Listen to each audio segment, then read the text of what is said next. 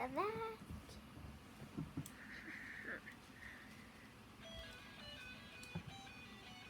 Oh, hey guys, welcome back to my channel, Stephen King. I made this little airplane or helicopter. I haven't even decided yet what it is yet. I was just finishing up on building it, and it also has landing gears that can go in and out. Whoops, and yeah, it is very fragile, so I have to hold it every time. And apparently it's really coming off here right now. So I'm not going to be talking about that right now. I may do a future video on talking about that. But today we are going to be talking about soil. Why soil is important? Because it's for plants and it's for us. Why for us? Because we need plants. And plants rely on soil for it to grow. But I'm going to tell you a little secret later into the video. Soil has different properties, so it can be thick, soft, and I'll be talking about that later too. So if you have ever been to a rainforest, that has a lot of trees, right?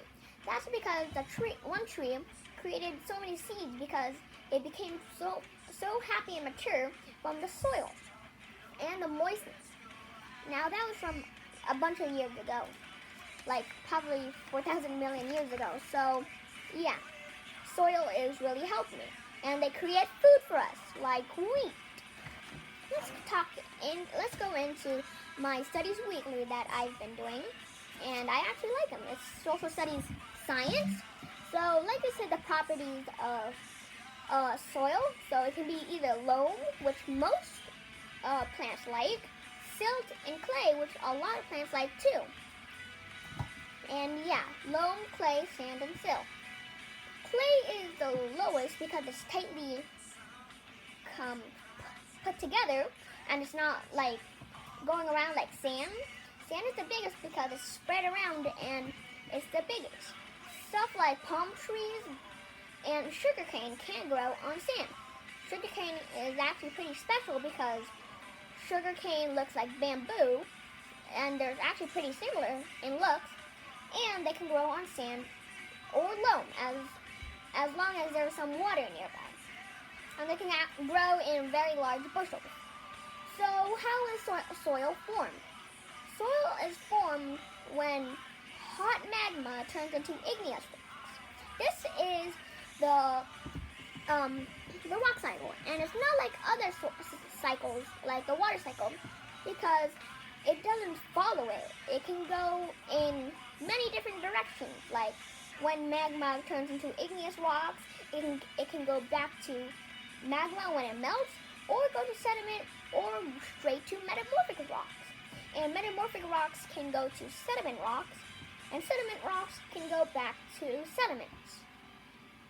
And yeah, soils don't really need soil.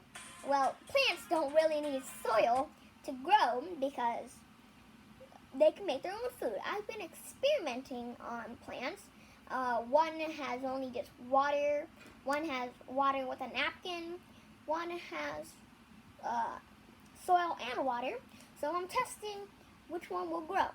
And so far so good right now. And they're going pretty well. I even tested how plants from the fridge will grow, and they're not growing as fast, but they're still growing. One of the most common ways of growing plants without soil is hydroponics. This word comes from the Greek word.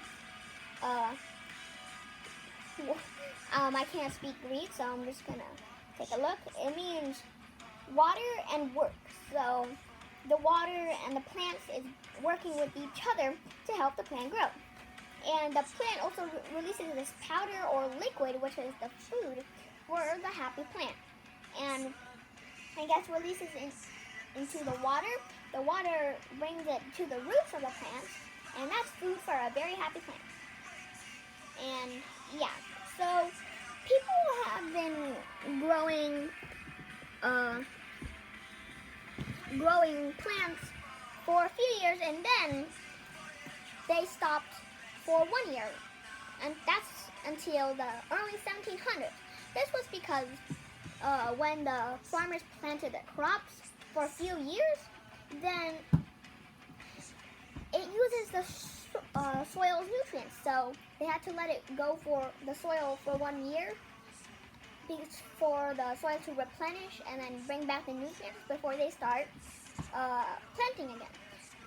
So a farmer named Charles Townsend, I do not know how to pronounce his last name, started experimenting with crop rotation.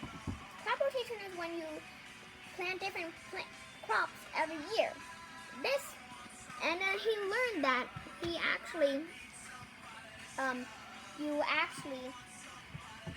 the plants that he plants every year releases nutrients into the soils for other plants. Farmers today still use crop rotation, and it's really useful. So the soil family is the clay, loam, silt, and sand, like I said. But let me tell you some more. Sand is the biggest out of all of them because you would find that if you went to a beach, you can find all that sand. You would find a lot of silt and loam, but they're mixed together, and there's very little.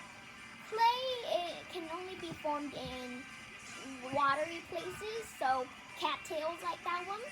And cattails are actually help rivers because they're polluter cleaners. So if there's a cattail grow in lakes that is polluted, then it will clean it. And cattails are edible, so you can eat them, but not the ones that grow in polluted areas because they do eat them. I hope you guys have enjoyed and you plant plants because instead of going to the supermarket, you can I'm just having fun with this. I think I'm going to play with it every day instead of just wasting your time going to the grocery store. So you can just pick your own plants.